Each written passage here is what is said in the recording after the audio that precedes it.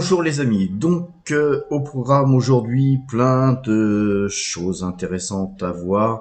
En ce samedi 4 juin 2022, nous allons commencer par analyser le CAC 40. Aussi, juste un petit aparté, depuis avant-hier, je poste sur mon Instagram les points du CAC 40, les points d'achat ou de vente à l'avance du système que je vais vous présenter là tout de suite, le système Directional Index Mouvement, qui lui est passé donc acheteur hier. Vous avez eu un signal d'achat malgré une bougie rouge, donc ça sera peut-être un faux signal, mais c'est très souvent sur tous les indicateurs qu'il y a des petits pullbacks et que l'indicateur reste à l'achat pendant un certain temps, en tout cas. Donc on l'a vu, Directional Index Mouvement est donc passé acheteur hier. On voit que sur Ichimoku, le CAC 40 est aussi acheteur quand on regarde la Tenkan et la Kijun sont croisés à l'achat. Il y a une belle impulsion d'achat, mais depuis cette semaine, là, on a eu quelques incertitudes, on a du mal à passer le Kumo. Pour bien faire, il faudrait évidemment sortir du Kumo pour que ce signal soit amplement validé. La moyenne 2 jours, 12 jours, c'est une moyenne que je regarde beaucoup, que je couple avec le Directional Index Mouvement. Elle est passée acheteuse depuis déjà quelques temps, elle le reste. Donc moi personnellement, je suis à présent plus acheteur que vendeur sur le CAC 40. Tout d'abord parce que le CAC 40 est peuplé de valeurs qui ont encore un beau potentiel à mon avis. Et là-dessus, je pense à Auréa, AXA, BNP, Coface, Crédit Agricole, Clépierre, et tout un tas de petites valeurs qui sont pas forcément d'ailleurs au CAC 40, mais qui sont, à mon avis, toujours en retard. Donc là, maintenant, je vais quand même vous présenter le système de comment je calcule le point sur le système Directional Index Mouvement. Donc, vous avez donc le graphique du CAC 40 sur le système Metastock, c'est un logiciel. Donc, on va sur le downloader. Une fois qu'il est affiché, on va sur le CAC 40. À partir de là, on a toutes les données du CAC 40 depuis qu'on les a rentrées. Et puis là, on calcule à partir du point de lundi, par exemple. On va calculer le point.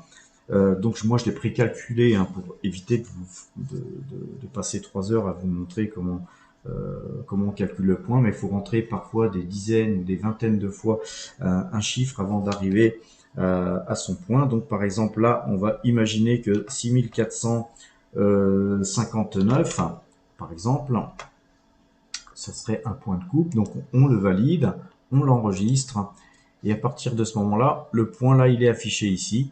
À partir de là, on fait tout simplement ici Directional Index Mouvement Test, le système testing calcule, et on voit que à ce point-là, à 58, il est toujours à 59, puisque c'était 59 qu'on avait mis, il est toujours acheteur. Donc, tant que le point 59 est affiché, on reste et on restera donc acheteur. Maintenant, on va calculer un peu plus bas pour voir.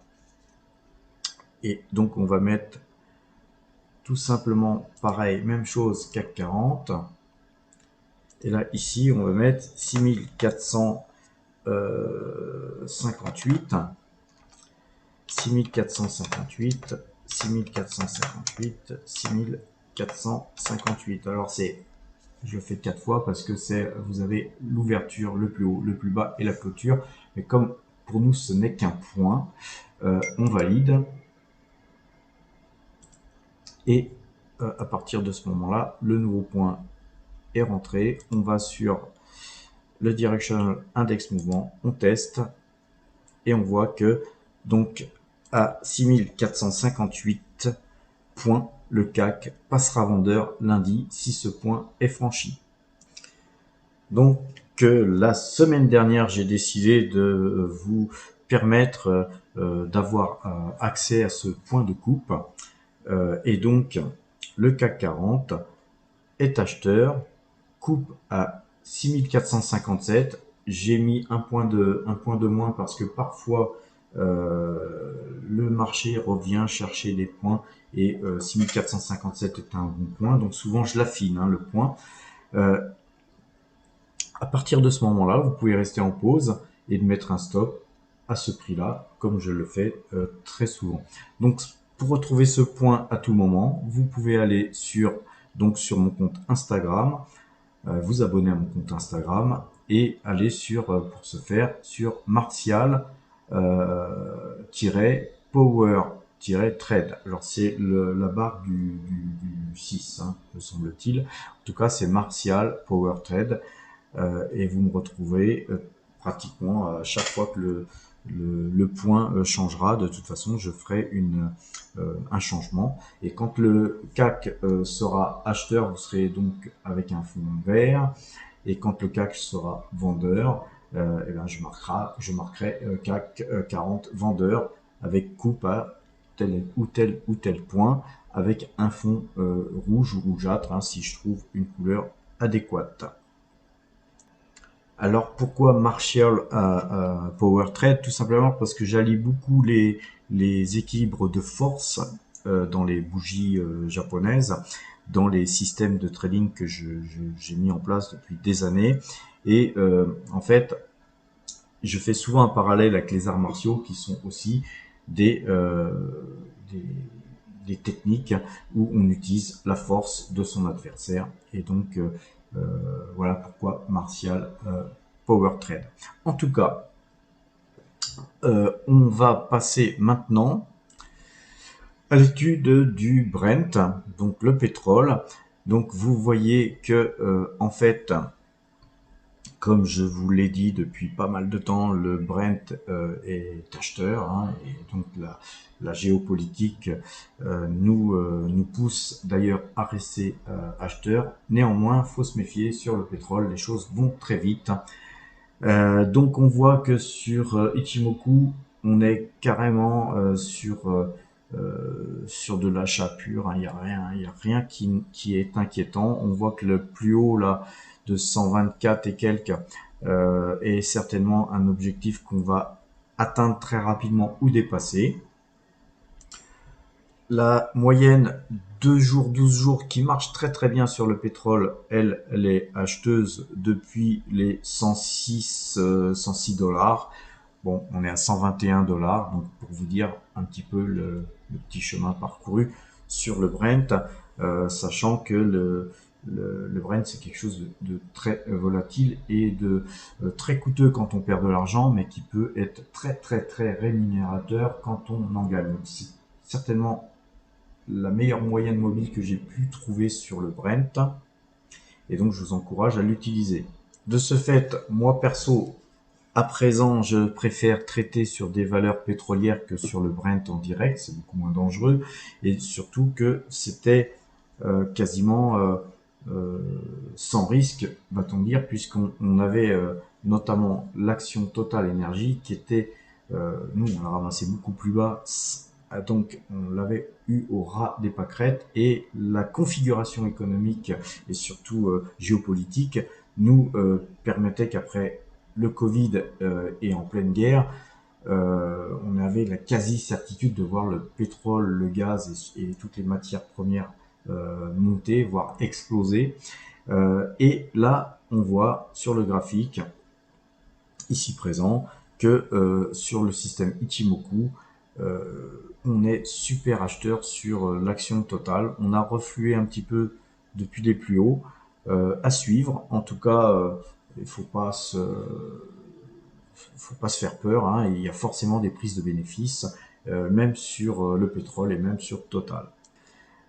On va regarder donc l'action Total avec la moyenne 2 jours, 12 jours. On voit que Total était acheteur dernièrement à 46 € et aujourd'hui à 50 $ 48, avec un plus haut qui était sur les 56 €. Un paramètre de force aussi sur Directional Index Mouvement, sur la petite baisse qu'on a eue là dernièrement.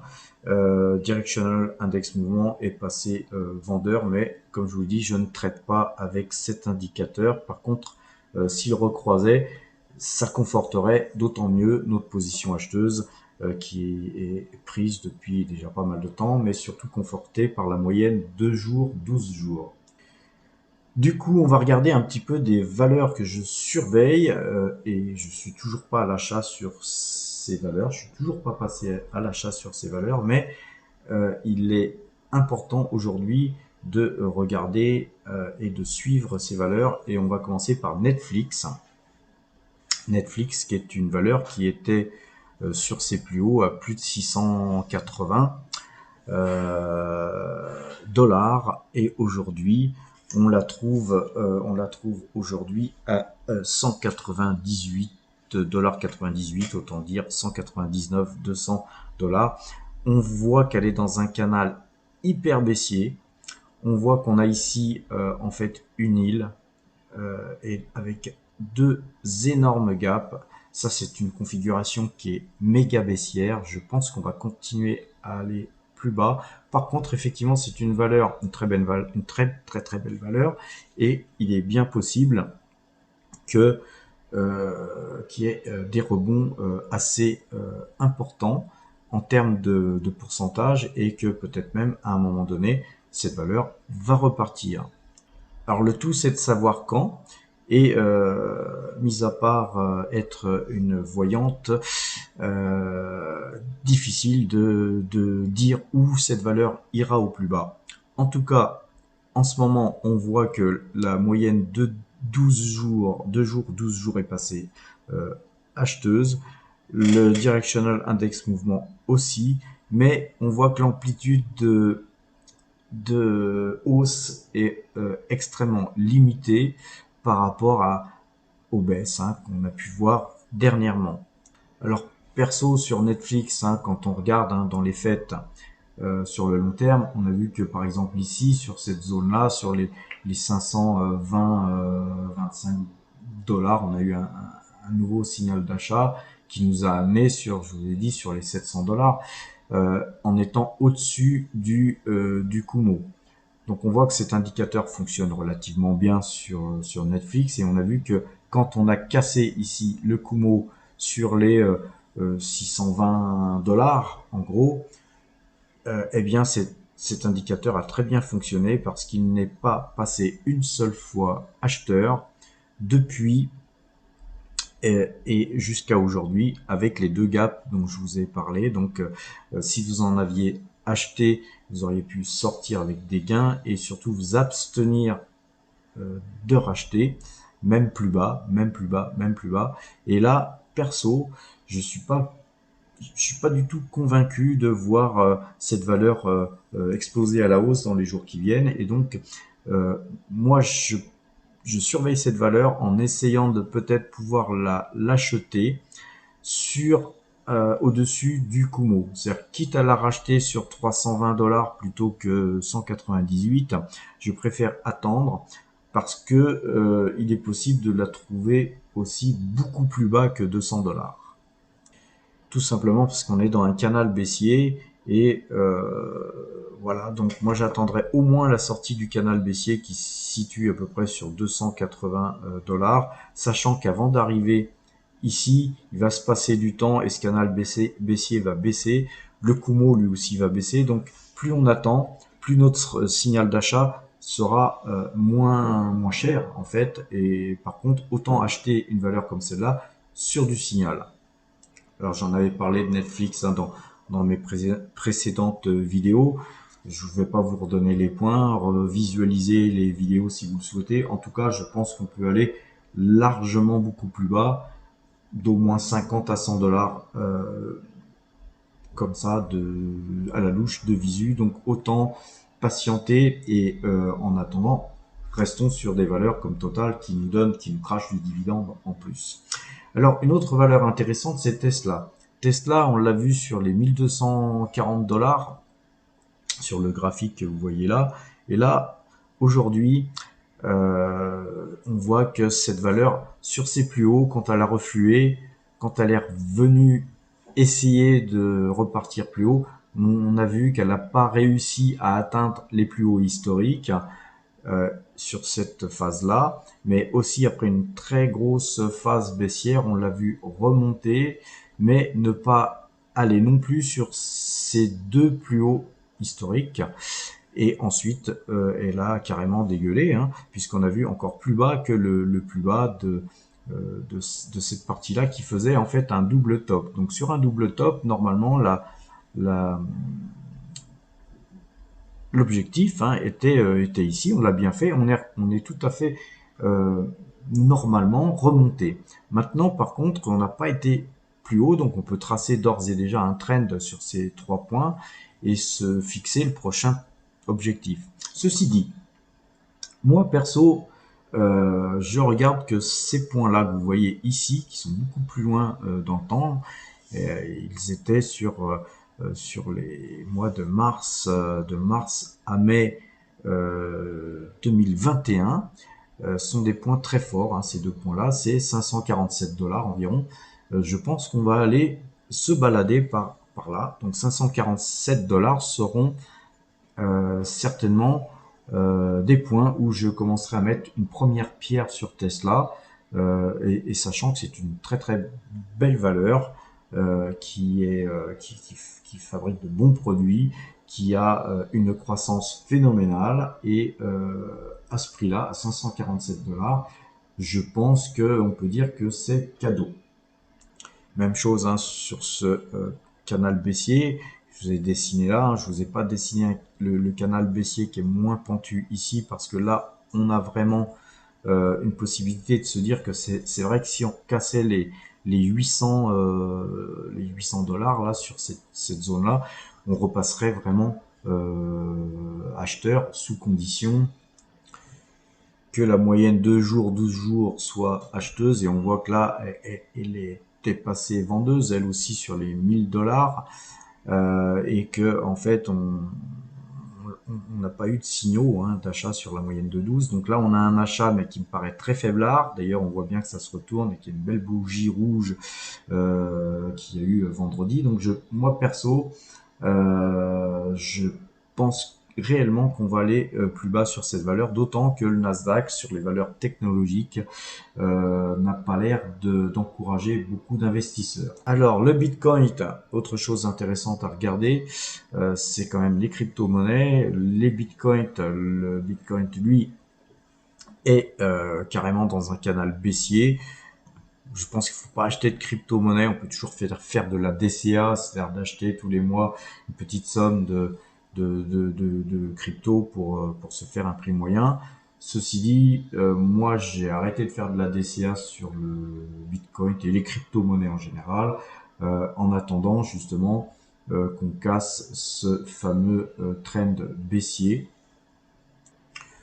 ou tout simplement de revoir aussi les cours du Bitcoin au-dessus du Kumo. Hein, sur l'analyse technique Ichimoku, on voit que la Tenkan et la Kijun se sont croisés ici. Donc on avait ici une sortie du Kumo et on voit bien que même si on latéralise ici sur cette période assez longue, on voit bien qu'il n'y a pas d'impulsion plus que ça haussière, et que sur la moindre déception ou moindre volume à la vente, on verra certainement le Bitcoin décrocher.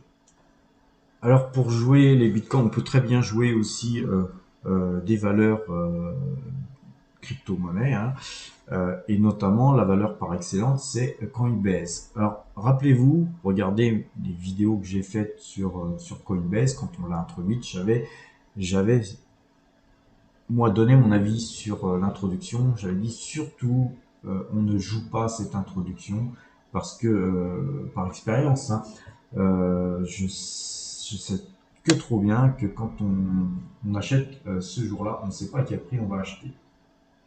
Donc imaginez un petit peu la déception des gens qui ont acheté sur les plus hauts, et ils doivent être nombreux. Ces gens-là ont acheté sur 400, 420, voire plus dollars. Depuis lors, ce titre n'a fait que baisser. Il a peut-être eu des phases de rebond, mais en fait, il a fait que baisser. Donc imaginez si vous avez acheté à 420 $, l'argent que vous avez pu économiser à m'avoir écouté de ne pas acheter ce titre, puisqu'aujourd'hui il est à 66,69 $. Alors, ça ne veut pas dire qu'il faut l'acheter pour autant. Et regardons donc, pareil, Ichimoku. On voit que Ichimoku, depuis 260 $, même s'il y a eu des signaux d'achat avant, que je ne vais pas montrer ici, mais là il est passé vendeur, et en aucun cas les cours de Coinbase ne sont repassés au-dessus du Kumo, et donc on est bien à ne pas avoir ce titre, tout simplement. Par contre, il est certain que si le Bitcoin se remet à intéresser les investisseurs, il est certain que cette valeur repassera à l'achat, et pour moi elle repassera à l'achat que quand on passera au-dessus du Kumo. C'est-à-dire, dans l'état actuel des choses, au plus cher que vous pourriez payer, c'est 122-123 $ si les cours de Coinbase allaient par là rapidement, ce qui n'est pas, en tout cas à mon avis, d'actualité. Puisque Coinbase est dans un canal baissier, un petit peu comme Tesla, comme Netflix. Donc c'est trois valeurs que je surveille en fait assez bien, mais il y en a d'autres comme Amazon, et il y a énormément de valeurs en ce moment qui sont intéressantes à regarder. Vous savez, c'est quand c'est les soldes qu'il faut acheter, et non le contraire. Alors, moi je resterai dans l'expectative, je regarde et je ne fais rien sur ces valeurs pour l'instant. On va jeter, pour terminer, un petit coup d'œil sur notre portefeuille qui a presque pas bougé, puisqu'en fait on a vendu quelques titres Total, juste une petite ligne de rien du tout, c'était juste un petit ajustement. En gros, nos valeurs ont plutôt bien performé par rapport au marché cette semaine encore.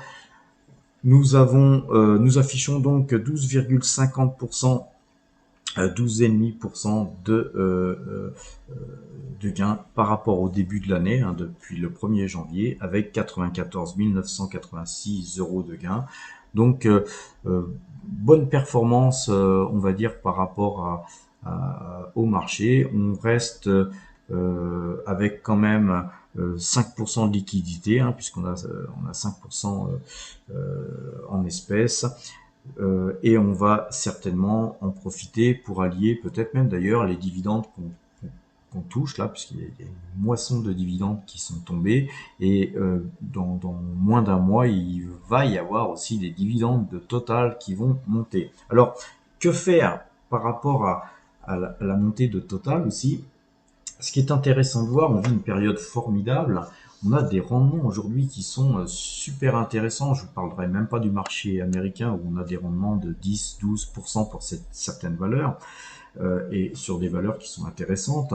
Mais ne serait-ce que sur le marché français, on a par exemple Amundi qui fait 7,4% de rendement annuel, AXA qui fait 6,80% de rendement, BNP qui fait 7,3%, Engie qui commence à m'intéresser, qui fait 9,2% de rendement, alors que Total ne fait que 5,17% de rendement. Donc on pourrait arbitrer très prochainement du Total pour du Engie tranquillement, sachant que moi j'aime bien Total parce que le dividende est trimestriel, mais on pourrait quand même un petit peu se pencher sur d'autres valeurs. On a du Clépierre qui fait 8,40%, Nexity qui fait 9,3% de rendement, et Coface, la belle Coface, qui nous offre 11% de rendement. Alors le Crédit Agricole, quant à lui, avec ses 8,6% n'est pas en reste. Pour vous dire que moi j'ai connu rarement des périodes où les rendements étaient aussi intéressants sur des valeurs aussi belles que celles que je viens de vous présenter.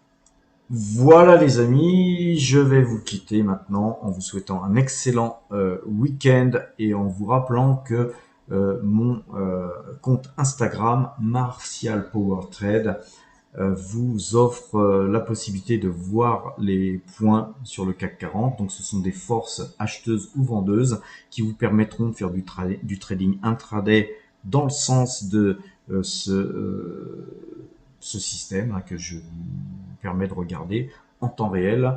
Pour ceux que ça intéresse, merci de me suivre. N'oubliez pas les pouces bleus et les commentaires, je répondrai très sympathiquement à vos multiples questions. Et puis sachez que les pouces bleus aussi, ça nous permet PowerTrade d'augmenter notre référencement et on est de plus en plus nombreux sur cette chaîne, ça me fait plaisir. Donc on va bientôt passer les 100 personnes qui me suivent, donc c'est très très sympa. Merci à tous ceux qui me suivent et puis à très bientôt.